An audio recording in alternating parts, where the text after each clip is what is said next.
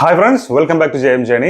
എല്ലാവർക്കും അറിയുന്ന പോലെ വർഷങ്ങൾക്ക് ശേഷം എന്ന് പറഞ്ഞുള്ള സിനിമ മറ്റന്നാള് റിലീസിന് വരികയാണ്. 11-ാം തീയതി അല്ലെ, ഈദ് റിലീസായിട്ട്. കൂടെ ആവേശം എന്ന് പറഞ്ഞിട്ടുള്ള സിനിമയുണ്ട് ഫഹദിന്റെ, അതുപോലെ ജയ് ഗണേഷ് എന്ന് പറഞ്ഞ സിനിമയുണ്ട്. പക്ഷെ ഈ സിനിമയ്ക്ക് ഒന്നും കിട്ടാത്തൊരു പ്രത്യേക മൈലേജ് അല്ലെങ്കിൽ ഒരു ഹൈപ്പ് ഈ വർഷങ്ങൾക്ക് ശേഷം എന്ന് പറഞ്ഞുള്ള സിനിമയ്ക്ക് കിട്ടിയിട്ടുണ്ടെന്നുള്ളത് തീർച്ചയാണ്. കാരണം only because of Dhyan Sreenivasan. ആ ഒരു മുതലിന്റെ ഇന്റർവ്യൂ, ഞാൻ തന്നെ 9 ഇന്റർവ്യൂ, ഞാൻ കറക്റ്റ് എനിക്ക് ഓർമ്മയുണ്ട്, 9 ഇന്റർവ്യൂ ഞാൻ ഇരുന്ന് കണ്ടിട്ടുണ്ട്.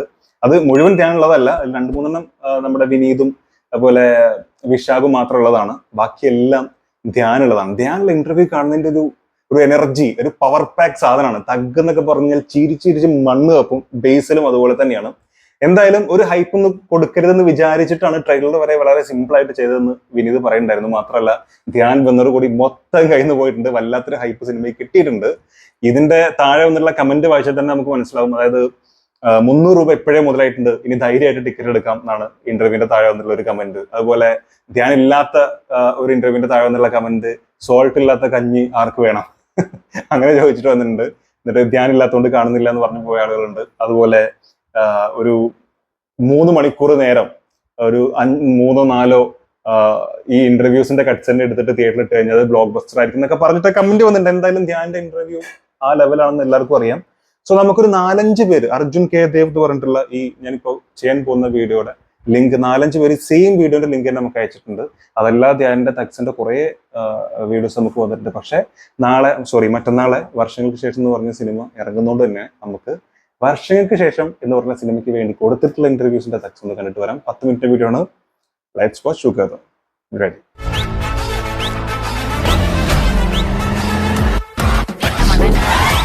അർജുൻ കെ ദേവ് കേട്ടോ. കണ്ണടയൊക്കെ വെച്ച് ഇതിന്റെ രഹസ്യം എന്താ? ഐക്യദാർഢ്യം പ്രഖ്യാപിച്ചുകൊണ്ട് അല്ലെ? ഇതാണ് ഏറ്റവും ഗംഭീരം. ഇത് എന്റെ കണ്ണട, അത് വിശാഖന്റെ കണ്ണട, ഇത് സ്വന്തം കണ്ണട. ഇല്ല, തോന്നിയില്ല. കാരണം എന്താ പറയുക, എനിക്ക് ധ്യാനോട് മാത്രമാണ് ഭയങ്കര ആത്മബന്ധമുള്ളത്. ഞാനത് എല്ലായിടത്തും തുറന്നു പറഞ്ഞിട്ടുണ്ട്.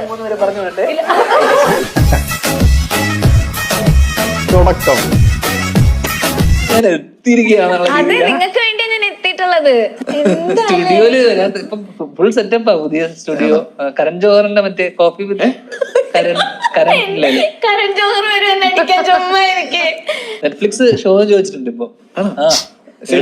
മണ്ടനാണോ കേട്ടോ ഇത്ര? ഞാൻ വെറുതെ മനുഷ്യനായി കഴിഞ്ഞ ഇല്ലാണ്ടാക്കിയിട്ടുണ്ട്. ശരിക്കും ചേട്ടന് സത്യത്തില് ഇവര് 3 പേരും വരണം. അതായത് പ്രണവ് മോഹൻലാൽ, കല്യാണി പ്രിയദർശൻ, ധ്യാൻ ശ്രീനിവാസൻ ഇതുവരെ പറഞ്ഞത് ബില്ലായിരുന്നു. ഇവര് കിടക്കട്ടെ. അതെ, എല്ലാവരും വരണം നിർബന്ധമായിരുന്നു അല്ലേ? എത്ര വർഷം കല്യാണം?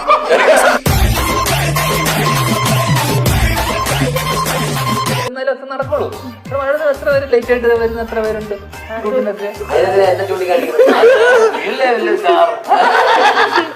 ഈ ഇന്റർവ്യൂ നീ ലേറ്റ് ആയിട്ടല്ല ഞാൻ പക്ഷെ ഇന്റർവ്യൂ ഇരുന്ന് കഴിഞ്ഞിട്ട് 1/2 മണിക്കൂർ കഴിഞ്ഞില്ല നീ ഞാൻ മൂത്രം ഒഴിക്കുക.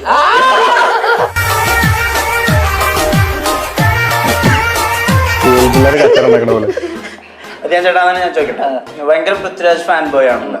അങ്ങനെയാണെങ്കിൽ രാജുവേട്ടന് വേണ്ടിയിട്ട് രാജുവേട്ടന് മറ്റേ സ്വപ്നക്കൂട് ചോക്ലേറ്റിലൊക്കെ ഉള്ള ഒരു സോൺ ഉണ്ടല്ലോ, ഭയങ്കര തമാശയും കളിചിരിയും പ്രണയവും ഒക്കെ ഉള്ളത്. ആ ഒരു സോണിന് വേണ്ടിയിട്ട് രാജുവേട്ടൻ ഒരു പടം ആലോചിച്ചില്ല? ഞാൻ ആലോചിച്ചിട്ട് രാജുവേട്ടൻ മെസ്സേജ് അയച്ചതാ. 2 മീറ്റിംഗ് എടുത്തിട്ടുണ്ട്. മീറ്റിംഗ് എടുത്തതാ. പക്ഷെ എനിക്ക് തിരക്കായി.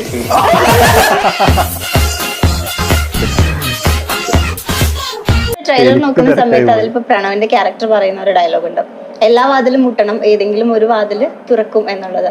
അപ്പം എത്ര വാതിലുകൾ മുട്ടിയിട്ടുണ്ടെന്ന് ചോദിച്ചാ എന്ത് പറയും? നമ്മളെ നെപ്പോ കിഡ്സ് അല്ലേ? ഈ ഡയലോഗ് പറഞ്ഞതായിട്ടോ. കഥ ഇതുവരെ വിട്ടില്ലേ? ഇല്ല. കഥ വിട്, അടുത്ത പിടിക്കേ. ഒന്നും പറയണില്ല ഡയറക്ടർ. എനിക്കൊന്നും പറയാനില്ല, ഇവര് പറയട്ടെ. പടത്തിന്റെ കഥയെങ്കിലും പറ കുറച്ച്.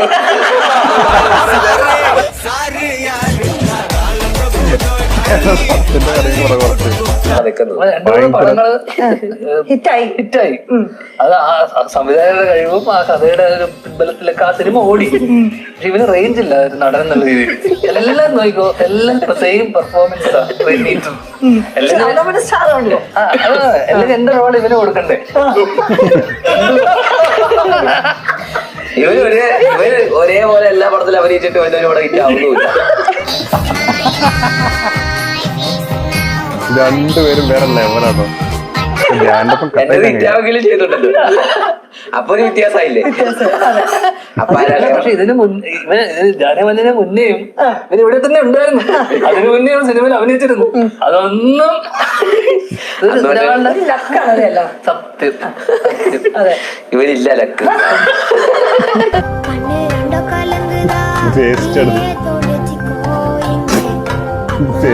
അപ്പൊ ഇതിലേക്ക് എത്തുമ്പോ നിങ്ങൾക്ക് എല്ലാവർക്കും ഒരു കോമ്പിനേഷനും ഒക്കെ ഉണ്ടല്ലോ. എവിടുന്നായിരുന്നു വർഷങ്ങൾക്ക് ശേഷം മനസ്സിൽ കൂടാൻ കാരണം? ഞങ്ങൾ ആ ക്യാരക്ടർ മാത്രം, ഞങ്ങൾ എന്താണോ ആ സാധനം എന്താണ് അത് രാവിലെ ഡയറക്ടർ പറയും. എന്റെ മനസ്സിൽ ഇവനേക്കാൾ നന്നായിട്ട് ചെയ്യാന്നുള്ളത് മാത്രമേ മ്യൂസിക്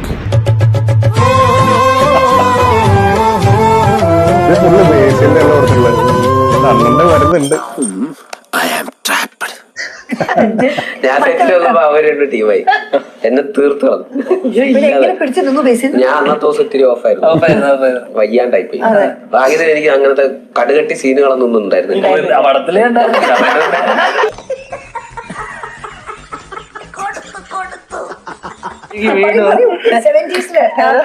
എങ്ങനെ താങ്കൾ പക്ഷെ നമ്മള് ആ വന്നു കഴിഞ്ഞാൽ ഡയറക്ടർ നമ്മുടെ അടുത്ത് കൃത്യമായിട്ട് നമ്മൾ പറയുന്നത് എന്താണോ അത് നമ്മളങ്ങ് ചെയ്യാന്നുള്ളതാണ്. പിന്നെ നമ്മൾ ആക്ടേഴ്സ് ആയതുകൊണ്ട് നമുക്ക് അത്ര ചേച്ചി ബുദ്ധിപരമായ ഉത്തരവാണ് വേണ്ടത്.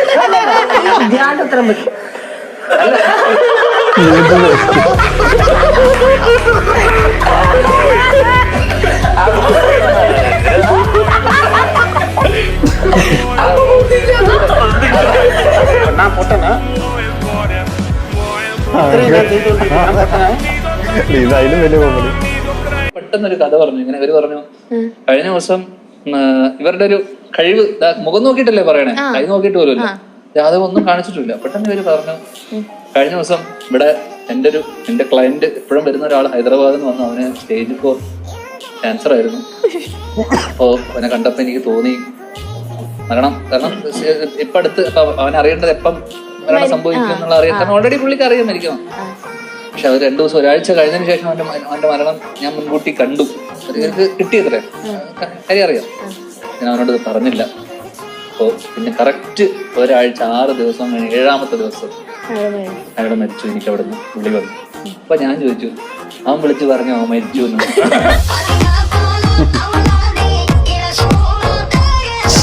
അപ്പൊ എന്റെ അടുത്ത് പറഞ്ഞത് ഞാൻ കണ്ടിട്ടില്ല. കാണുന്നതിന് മുന്നേ തന്നെ അപ്പൂപ്പൻ കാര്യം പറഞ്ഞു. ഒറ്റ കാര്യം പറഞ്ഞിട്ടുണ്ട്, സിനിമ പ്രൊഡക്ഷനിലോട്ട് വരരുത്.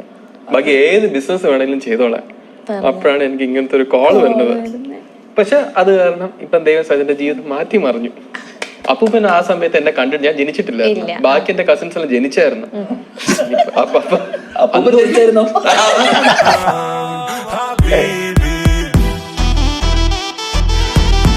എവിടെ കാശ് വന്നാലും അളിയാ മേടിച്ചോണം. ഞാൻ പറഞ്ഞ പോലെയാണ് ഞാൻ ഒബീഡിയന്റ്. അങ്കിള് പറഞ്ഞ പോലെ ഞാൻ ആർക്കും പറഞ്ഞത് മേടിച്ചു. അതുകൊണ്ട് എന്താ നമ്മൾ ഇന്ന് വെച്ചടി ആ പൈസ അതേപോലെ നമ്മൾ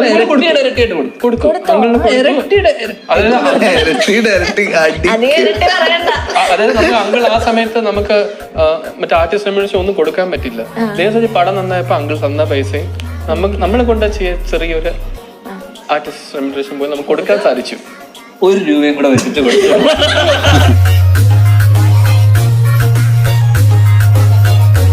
അതിൽ ഒരു പുതിയ താരത്തിന്റെ ഉദയമുണ്ടെന്നൊക്കെ കേട്ടായിരുന്നു.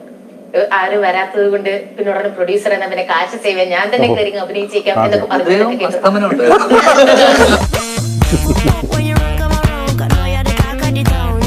മദ്രാസിലായിരുന്നല്ലോ കൂടുതലും വേറെ ഷൂട്ടൊക്കെ ഉണ്ടായിരുന്നു. അപ്പോൾ ഈ 70s 80s ഒരു സിനിമ ഹബ് എന്ന് പറയുന്നത് മദ്രാസ് ആയിട്ട് നമ്മളിങ്ങനെ പറയായിരുന്നു. അപ്പോൾ അവിടെ എനിക്ക് തോന്നുന്നു കുറേ സ്ഥലങ്ങൾ തന്നെ വിനീതേട്ടൻ തന്നെ ലൊക്കേഷനൊക്കെ നോക്കാനൊന്നും ഒരുപാട് പാടുണ്ടായിട്ടുണ്ടാവില്ലായിരിക്കും അല്ലെ ഷൂട്ടിന്റെ സമയം? നമ്മൾ ആക്ച്വലി മദ്രാസിൽ ഷൂട്ട് ചെയ്തിട്ടേ ഇല്ല പാർവതി. നമ്മൾ മദ്രാസ് കംപ്ലീറ്റ് ഷൂട്ട് ചെയ്തത് എറണാകുളത്താണ്. പറയാൻ പറ്റില്ലല്ലോ. അപ്പൊ മദ്രാസ് തന്നെ നമ്മൾ ഷൂട്ട് ചെയ്തത്.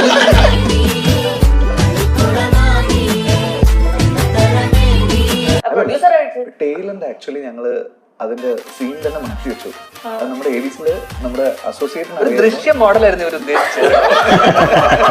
ലൈറ്റ് ആയിട്ട് ടെയിലന്റ് നമ്മൾ ആർക്കും കൊടുത്തില്ല. തിയേറ്ററിലും ഉണ്ടാവില്ല മിക്കവാറും.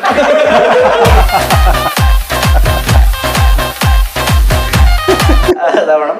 ഇതിന്റെ പേരിൽ ഇനി എന്താ പറയുക, വർഷങ്ങൾക്ക് ശേഷം 1 വർഷം, വർഷങ്ങൾക്ക് ശേഷം 100 ദിവസം, വർഷങ്ങൾക്ക് ശേഷം 10 വർഷം, അങ്ങനെ കണ്ടിട്ട് വീണ്ടും തള്ളിവരൊക്കെ ഇപ്പൊ ജീവിക്കാൻ കൊടുക്കണ പോലെ ഇന്റർവ്യൂ എടുക്കണം. അപ്പൊ അത് നീ ഉണ്ടാവുമോ?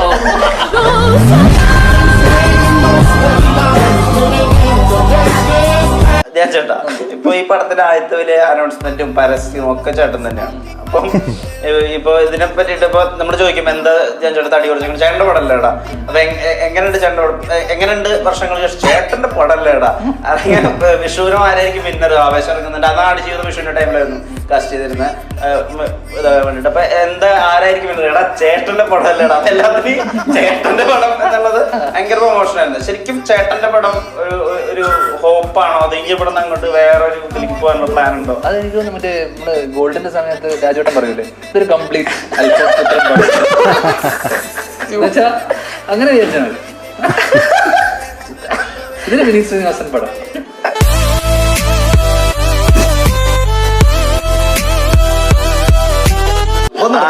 ഇനി തന്നെ പാടുജീവിതത്തിന്റെ വീഡിയോ അവർ ഇറക്കുന്നില്ല എന്ന് തീരുമാനിച്ചു. കാരണം ജീവിച്ചൊരു ജീവിതമല്ലേ, നമുക്ക് കാണിക്കേണ്ട ആവശ്യമില്ല. പക്ഷെ ധ്യാൻ ചേട്ടന് നമ്മളങ്ങനെ ഷർട്ടില്ലാണ്ട് കണ്ടിട്ടില്ല തോന്നുന്നുണ്ട്. അങ്ങനെ കണ്ടിട്ടില്ല, ഭയങ്കരമായിട്ട് ഞങ്ങൾ ഇറക്കുന്നുണ്ട്. സ്റ്റേജ് ഇല്ല ഞങ്ങളുടെ.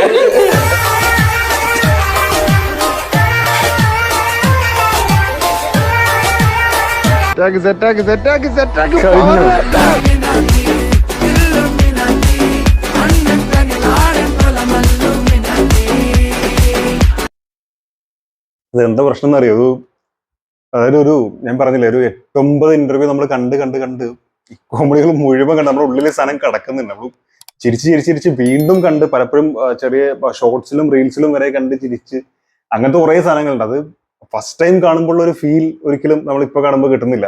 കുറെ കോമഡി വീണ്ടും വർക്കൗട്ട് ആവുന്നുണ്ടെങ്കിൽ പോലും ഫസ്റ്റ് ടൈം ഇത് കണ്ടപ്പോൾ ചിരിച്ച് പിടുത്തം വിട്ടിട്ടുണ്ടായിരുന്നു. അങ്ങനെ നമ്മൾ കണ്ടത്, കാരണം നമ്മൾ ഫുൾ റിലാക്സ്ഡ് ആയിട്ട് ഇരുന്ന് കാണണം. ഓരോ ഇന്റർവ്യൂ 26 മിനിറ്റ്, 30 മിനിറ്റ്, 44 മിനിറ്റിന്റെ ഇന്റർവ്യൂ ഉണ്ടായിരുന്നു. ഇതൊക്കെ നമ്മൾ ഒട്ടും സ്കിപ്പ് ചെയ്യാണ്ടിരുന്ന് കാണുകയാണ്. എനിക്ക് തോന്നുന്നു തുടക്കത്തിലെ കുറച്ച് ഭാഗമൊക്കെ ആയിരിക്കും ചിലപ്പോൾ സ്കിപ്പ് ചെയ്ത് പോകണത്. ബാക്കി ധ്യാന്റെ ഒക്കെ കൗണ്ടേഴ്സ് കേട്ട് പിടുത്തം വിട്ടിട്ടുണ്ട്. സോ അങ്ങനത്തെയാണ് ഈ 10 മിനിറ്റിൽ വരുന്നത്. ഇതൊന്നും അല്ല, ഇതിനേക്കാളൊക്കെ യമണ്ടൻ സാധനങ്ങൾ വേറെ കുറെ പറഞ്ഞിട്ടുണ്ട്. സോ ഇവർക്കും ലിമിറ്റേഷൻസ് ഉണ്ടാവും, അതുകൊണ്ടായിരിക്കും 10 മിനിറ്റിൽ ഇങ്ങനെ ഒതുക്കി വിട്ടത്. പക്ഷെ ഇതൊന്നും അല്ല ബെസ്റ്റ് ഇതാണെന്ന് പറയാൻ പറ്റില്ല. ഇതിനേക്കാൾ ബെസ്റ്റ് ആയിട്ടുള്ള എത്രയോ സാധനങ്ങൾ ഉണ്ടായിരുന്നു. പക്ഷെ എനിക്ക് ഇഷ്ടപ്പെട്ടത് ഈ വീഡിയോനെ കുറിച്ച് നമ്മൾ പറയേണ്ട ആവശ്യമുണ്ടല്ലോ. സോ അർജുൻ ചെയ്തിട്ടുള്ളത് ഇതിന്റെ പുറകിൽ കൊടുത്തുള്ള BGM മ്യൂസിക്കും പാട്ടുകളൊക്കെ ഭയങ്കര മാച്ച് ആയിട്ട് വന്നിട്ടുണ്ട്, ഭയങ്കര രസമായിട്ട് വന്നിട്ടുണ്ട്. പിന്നെ കൗണ്ട് അടിക്കുമ്പോൾ എനിക്ക് കൂടുതലും ഈ ധ്യാനും ബേസിലുള്ള ഒരു കോംബോ ഭയങ്കര രസമായിട്ട് വന്നിട്ടുണ്ട്. രണ്ടുപേരും അങ്ങോട്ടും ഇങ്ങോട്ടും പാര വെച്ച് പോകുന്നത് അത് ഫ്രണ്ട്ഷിപ്പ് തന്നെയാണ്, അതുകൊണ്ടാണ് അവരുടെ ധൈര്യമായിട്ടാണ് പറയുന്നത്. അത് ഭയങ്കര രസമായിട്ട് വന്നിട്ടുണ്ടായിരുന്നു. കുറെ സ്ഥലത്ത് ഈ പറഞ്ഞ പോലെ ധ്യാനെ ഇല്ലാണ്ടാക്കിയിട്ടുണ്ട് ബേസിൽ. പക്ഷെ ധ്യാന്റെ മുട്ടി നിൽക്കാൻ ഒരാളും കഴിയില്ല കേട്ടോ. ധ്യാന്റെ കൗണ്ടറിന്റെ കൂടെ പിടിച്ചു നിൽക്കാൻ ഒരാളും കഴിയില്ല. അത്ര രസമായിട്ടാണ് പുള്ളി ഇന്റർവ്യൂ ഹാൻഡിൽ ചെയ്യുന്നത്. അതുകൊണ്ടാണ് ഇന്റർവ്യൂ കിങ് എന്നൊക്കെ, അല്ലെങ്കിൽ ഇന്റർവ്യൂ സ്റ്റാർ എന്നൊക്കെ പുള്ളിയെ പറയാനുള്ള കാരണം. എന്തായാലും വർഷങ്ങൾക്ക് ശേഷം എന്ന് പറഞ്ഞ സിനിമയെ കുറിച്ച് പറഞ്ഞേക്കാൾ കൂടുതൽ ഇവരുടെ ഈ കൗണ്ടറുകളും തമാശകളും തന്നെയായിരുന്നു ഇന്റർവ്യൂവിൽ ഉണ്ടായിരുന്നത്. പക്ഷെ ആ സിനിമയും നല്ലൊരു സിനിമയായിരിക്കും തന്നെ പ്രതീക്ഷിക്കുന്നത്. അതിലെ പാട്ടുകളാണെങ്കിലും, ഇപ്പൊ ജ്ഞാപകം എന്ന് പറഞ്ഞ സോങ് ആണെങ്കിലും, മധുപകരു എന്ന് പറഞ്ഞ സോങ് ആണെങ്കിലും, ടീസറും ട്രെയിലറും എല്ലാം ഒന്നിനൊന്ന് മെച്ചം എന്ന് തന്നെ പറയുന്ന രീതിയിൽ വളരെ പ്രതീക്ഷ അർപ്പിക്കുന്ന സാധനങ്ങൾ തന്നെയായിരുന്നു. സോ സിനിമ വളരെ നല്ലൊരു സിനിമയായിരിക്കും എന്ന് വിചാരിക്കുന്നു. ഇതിനു മുമ്പ് ഒരു കമന്റിൽ ഒരാൾ പറഞ്ഞ പോലെ ധൈര്യമായിട്ട് ടിക്കറ്റ് എടുക്കാൻ, കാരണം ഇന്റർവ്യൂ കണ്ട് തന്നെ സിനിമ മുതലായിട്ടുണ്ട്. സോ 300 രൂപയ്ക്ക് ടിക്കറ്റ് എടുത്താലും നഷ്ടമില്ല.